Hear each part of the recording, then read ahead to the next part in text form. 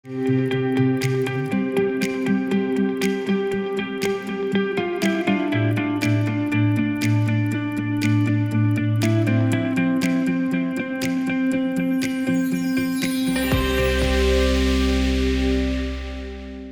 misalnya kita ngomongin anak muda yang berkarya, anak muda Indonesia yang berprestasi, itu sebetulnya kalau mau dicari itu banyak banget. Karena salah satunya nih, ada juga, ini cewek satu ini multi talenta banget ya. Kita jadi sirsak alias sirik tadi ya. Karena yang satu ini dia bukan cuman sekedar animator, tapi dia juga jago nyanyi, jago ngelukis, dan bisa acting di layar lebar. Maaf, bisa disisain nggak satu bakatnya buat saya? Jangan semua diambil gitu dong. Jangan, emang kadang-kadang ada beberapa yang memang harus paket lengkap. Paket ya lengkap, kan? betul. Sama seperti halnya paket ekonomis, ya kan? Yang lebih murah, ya kan? Ini juga tiga-tiganya jago banget. Yes. Gue tahu lagi ini pasti adalah seorang Ciki Fauzi, ya kan? Ciki Fauzi. Keren banget. Nah kali ini Ciki Fauzi bakal ada di virtual talk kita dan ngobrol-ngobrol sama Mbak Angie ya. Oke. Ya bakal nemenin kita semuanya, so here we go. Aku senang banget lihat Ciki Fauzi. Thank you Winda dan juga Aryo. Halo Readers Kumparan, saat ini udah bersama aku Angie yang bakal ngobrol bareng sama Kak Ciki Fauzi. Readers Kumparan, perayaan HUT RI tahun ini berbeda dengan tahun-tahun sebelumnya. Kita sedang berjuang bersama melawan jajahan pandemi ini. Kita harus optimis dan semangat agar Indonesia bisa melawan ini semua dan segera meraih kemerdekaan yang baru bagi kita semua. Tanpa berlama-lama lagi, kita sapa aja ya, karena di sini udah ada Kak Ciki. Halo Kak Ciki, apa kabar? Hai Angie, alhamdulillah baik. Angie apa kabar? Alhamdulillah, aku juga baik. Kak Ciki, Iya Angie. Kak Ciki lagi sibuk apa nih sekarang? Kalau sekarang nih, jadi lagi bener-bener ngejar ngerampungin buat album sama mau ngerilis single terbaru. Ya nanti aku juga mau bawain tipis-tipis sedikit. Mantap aku, nanti. Terus? Iya, baru mulai mau bikin sebuah usaha gitu sih sama dua orang temen aku. Kayak usaha baju yang patternnya kita gambar sendiri gitu. Seru banget. Jadi benar-benar handmade gitu ya? Kurang lebih kayak gitu. Wow, gak sabar. Kak Ciki, aku mau sedikit tanya-tanya nih, sharing sama Kak Ciki, boleh nggak? Boleh, Angie. Nah, Kak Ciki, kamu kan salah satu anak bangsa yang multitalenta nih ya. Waduh. Nyanyi bisa, acting oke, host juga iya. Waduh, itu maksudnya ahli nyambung hidup sih sebenarnya. Terus juga animator juga iya, ya kan? Nah, terus juga tapi dengar-dengar kamu nih pernah go internasional sebagai animator animasi Upin Ipin ya? Dulu banget. Jadi waktu itu aku kebetulan kuliahnya kan emang di Malaysia. Terus, dan waktu itu senior-senior aku tuh di kampus yang bikin Upin Ipin. Dan waktu harus magang, internship program, aku ngambilnya di situ, Laskopak Production. Terus keterusan jadi kerja beneran. Dan waktu itu sebenarnya sih nggak sadar gitu kalau Upin Ipin tuh booming di Indonesia. Karena kan emang hidup aku di Malaysia. Dan kalau di kantor kan emang kayak di belakang komputer aja gitu. Dan kebetulan juga environment-nya tuh aku suka banget kerja di sana karena kayak positif banget. Bahkan aku tuh belajar pakai hijab dan keterusan sampai sekarang tuh gara-gara kerja di sana. Oh, gitu. Kayak gimana ya? Karena bikin konten yang super positif jadi kayak apa ya, merasuk hal-hal yang positif itu loh kasarnya. Jadi kayak udah gabung gitu ya? Karena lingkungannya juga aku seneng banget sih, positif dan membangun banget. Nah, terus aku mau nanya, gimana tuh perasaan kamu sebagai orang Indonesia yang bisa terlibat di animasi negara lain yang memang animasinya itu cukup terkenal? Wow, perasaannya ya seneng sih. Tapi sebenarnya yang bikin seneng ya, karena kita tuh terlibat di membuat hal sesuatu yang bermanfaat. Itu yang aku seneng, karena aku suka Upin Ipin itu nilai pembelajarannya banyak, moral value-nya banyak, dan itu memberi dampak positif juga ke banyak anak-anak. Dan kebetulan aku tuh emang suka anak-anak, jadi aku ngerasa, wah Allah ngarahin aku internship dan kerja di sana tuh kayak suatu hal yang tepat sih. Terus berapa lama sih kamu kerja di sana? Dan kenapa kamu memutuskan untuk kembali berkarya di tanah air aja? Wow, oke. Jadi aku itu dari sekitar tahun 2009 sampai 2012 kalau nggak salah ya. 3 tahun lah.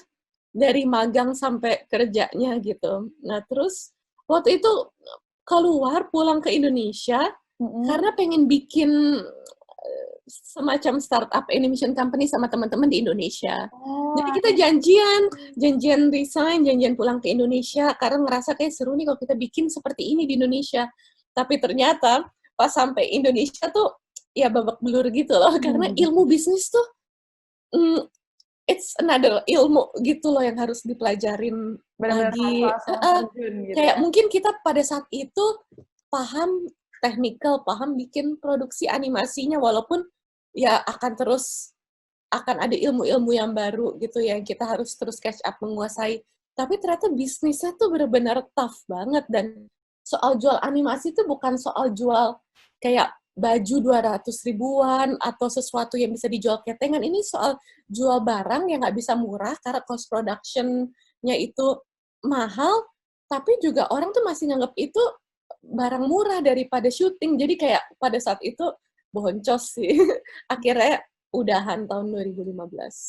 Nah, sama ada lagi nih Kak, di Instagram nih kan aku lihat kamu tuh aktif banget di berbagai kegiatan sosial. Kayak misalkan Indonesia Mengajar, jadi relawan bencana alam, terus juga giat banget ngajak netizen buat berdonasi kepada orang-orang yang membutuhkan.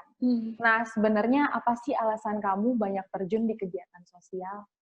Alasannya ya, aku mencari keseimbangan hidup sih. Biar hidup tuh nggak hanya pusing mikirin dunia atau cari duit aja gitu. Karena aku tuh punya moto ya, aduh semoga ini bisa kerealisasi satu life goal aku.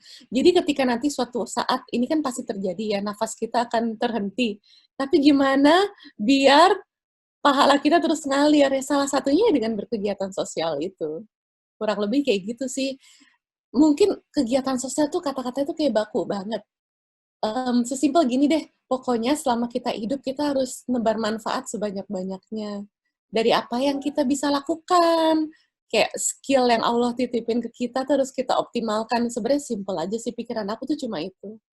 Nah, terus aku mau nanya Kak, apa nih pengalaman kegiatan sosial yang memang paling berkesan buat kamu? Banyak sih, nggak bisa dipilih paling berkesan karena semuanya itu punya kesan tersendiri masing-masing. Iya, banyak banget sih. Mungkin kayak pas, kapan ya? Idul Adha tahun lalu, karena tahun ini kan aku bener-bener kayak nggak bisa keluar kota, karena orang tua juga kayak khawatir banget, walaupun udah bisa keluar kota, cuman kayaknya nggak dulu deh, dan kebetulan lagi banyak hal juga yang harus dikerjain di sini, gitu ya. Tapi tahun lalu aku Idul Adha itu di desa di Flores, yang muslimnya tuh minoritas banget, jadi ngumpul di desa itu gitu. Dan bener-bener yang pas korban sapi itu orang-orang tuh sebahagia itu buat makan daging kurbannya, dan di sana emang hidupnya memprihatinkan, listrik juga belum masuk, jadi mereka tuh penerangannya pakai pelita gitu. Para penggerak daerah juga mesti mikir otak biar itu kampung tuh paling enggak ada listrik, dia ambil dari kabel panjang gitu, jadi listriknya tuh cuma kayak ada di masjidnya gitu, kayak sumber kehidupan dan Jadi berita di benar-benar sana. Jadi kayak apa ya, dalam sebuah kesederhanaan aku tuh ngerasa ada hal yang menyentuh dan harmonis, karena pada saat itu yang malamnya itu bikin kampung itu terang adalah kita tuh muter-muter bawa obor sambil takbiran, kayak Allahu Masya Akbar, Allah. Allahu Akbar, Allahu Akbar. Dan itu tuh kayak aku tuh nggak pernah ngelakuin itu ya, karena aku hidup lahir sampai sekarang juga di kota gitu. Jadi kayak itu berkesan banget sih. Nah, berarti saat pandemi kayak gini, kan Iya. kamu juga tetap aktif berdonasi, terus juga turun langsung biasanya. Pas lagi pandemi kayak gini, berarti memang lagi stop semua atau gimana, Kak? Iya sih. Jujur, nggak semua. Waktu itu aku juga sempat ngegalang donasi ya. Jadi kemarin kan aku baru rilis single Panggilan Jiwa sama Vira Talisa sama Meda Kawu, dan kita bertiga waktu itu ya kayak nggak nyangka lah pas kita ngerilis single bertiga kok tiba-tiba pandemi gitu. Terus apa yang bisa kita lakukan ya? Ya udah kita menggalang dana dan kita donasikan, alokasikan buat bantuan sembako dan APD. Tapi lebih ke sembako sih kalau kita.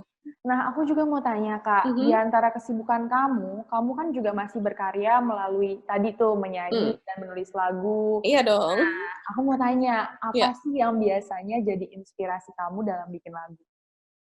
kehidupan. Paling banyak kehidupan. Kayak gimana tuh, Kak? Boleh diceritain sedikit?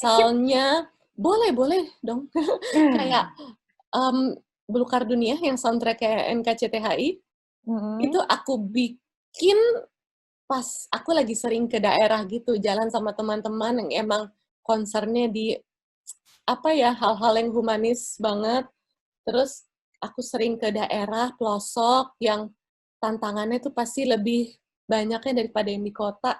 Listrik nggak ada, makan susah, dan lain sebagainya. Tantangan kehidupannya lebih kompleks lah menurut aku. Dan apa ya, karena nggak ada fasilitas yang sampai sana gitu loh. Iya Tapi sih. aku tuh banyak ketemu orang-orang yang nggak ngeluh. Jadi seperti Masya orang-orang yang Allah. memilih untuk menyalakan lilin dalam kegelapan gitu. Hmm. Dan menurut aku itu keren sih. Makanya aku bikin lagu Belukar Dunia.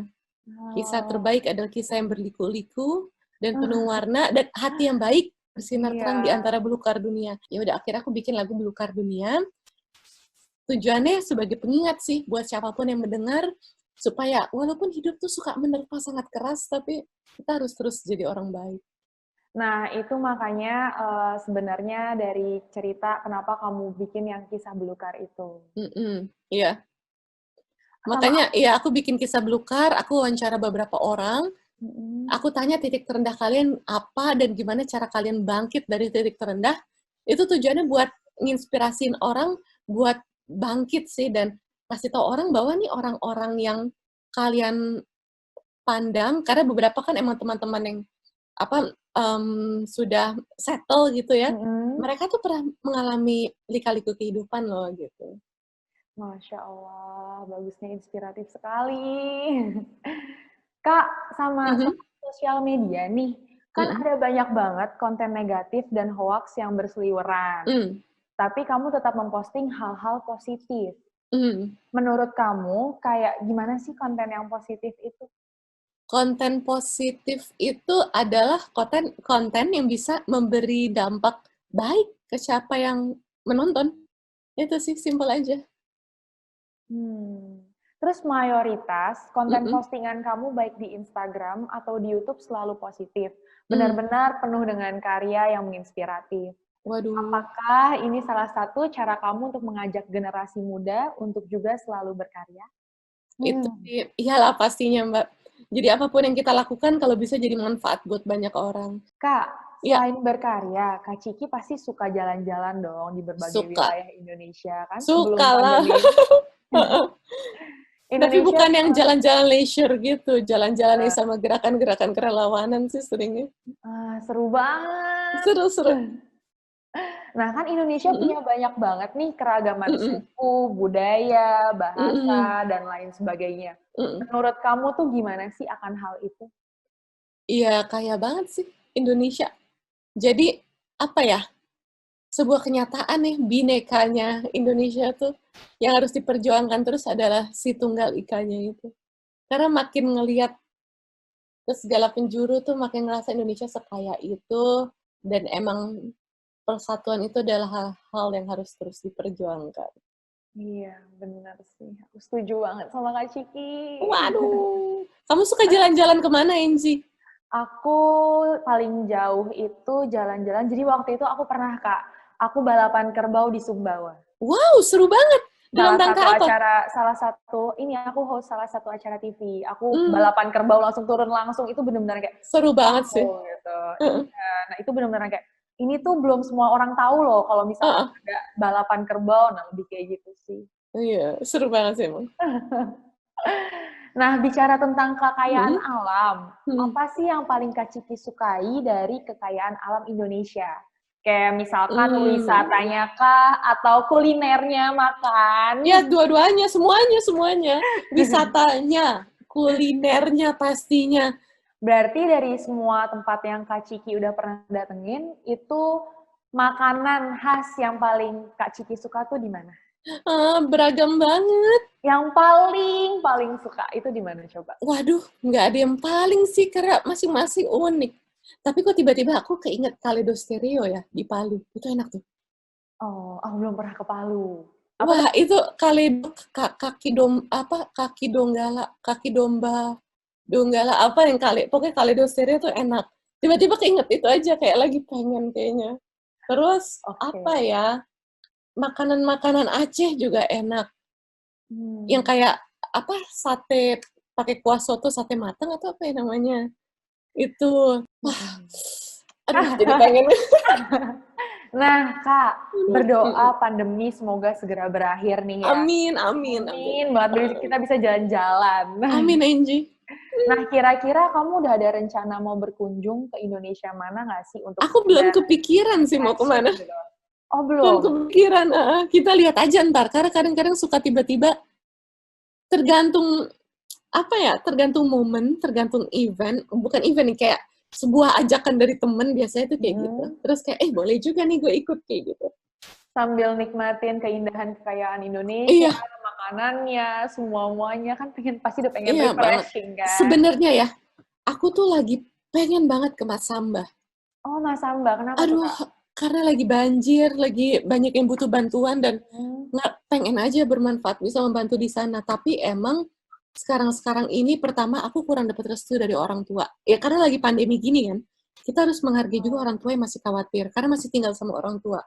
Dan emang lagi ada cukup banyak hal juga yang dikerjakan sekarang. Nah, terakhir nih Kak Ciki, apa sih harapan kamu pribadi untuk Indonesia yang sedang berjuang melawan pandemi COVID-19 ini? Semoga ini cepat berlalu sih. Aku udah kesel banget nih sama corona, asli gitu. Kayak corona ini banyak mengubah hidup orang, nyusahin orang, tapi emang di luar itu selalu ada hikmah yang bisa diambil. Cuman, ya semoga ini cepat berlalu deh. Jadi nggak semakin banyak orang-orang yang kesusahan lagi. Iya, sakit banget ternyata. Dampaknya tuh kena langsung rata semuanya gitu ya, Kak ya. Bener. Nah, thank you banget nih Kak Ciki udah mau sama-sama, berbagi Inji. cerita bareng kita semua. Semoga sharing kali ini bisa memberi inspirasi buat readers Kumparan agar tetap semangat berkarya meskipun sedang dijajah oleh pandemi. Amin. Insya Allah. Ya, semoga kita bisa terus semangat, tapi kalau lagi nggak semangat, nggak apa-apa. Kita manusia, embrace aja rasa itu. Tapi kalau bisa, kita harus bangkit lagi dan cepat-cepat beradaptasi dengan keadaan. Iya, betul banget. Karena setiap orang tuh punya cara masing-masing dan nggak bisa disamain sih setiap orang caranya untuk menghadapi pandemi. Kita cuma bisa berdoa juga sih ya Kak ya. Iya, dan usaha dan ikhtiar. Oke, kalau gitu terima kasih banyak Kak Ciki. Iya, sama-sama Inji. Kembali ke studio bersama Aryo dan Winda. Dadah! Oke deh, terima kasih Angie dan Ciki Fauzi. Luar biasa sekali anak muda yang satu ini. Punya jiwa sosial yang tinggi, animator juga, bisa acting juga, bisa nyanyi, bisa ciptain lagu. Dia selalu memberikan karya yang positif nih buat orang lain juga. Kreatif, talented, wah udah paket lengkap banget ya sebenarnya. Paket lengkap sekali.